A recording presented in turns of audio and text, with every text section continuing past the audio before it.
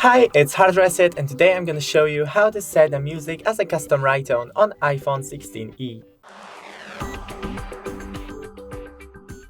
First, make sure that you have downloaded your song from a legal source as Amazon Music, Apple Music, etc. Go to your App Store and download GarageBand and open. Now, go to Recent, click plus in the top right corner and select Audio Recorder.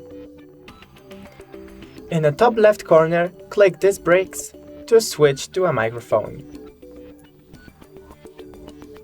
Now, click plus in the top right corner, go to section A, make sure that the automatic option is disabled and switch to a 30. And done.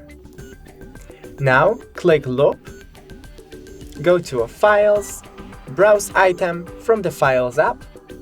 I already have downloaded one of our videos. Click, hold and drag in here. Now you can cut your music, and when you're happy with a result, click this arrow in the top left corner, click My Songs and wait for it to export.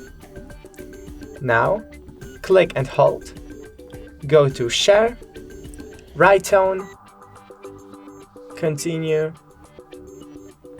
Export. Now use Sound As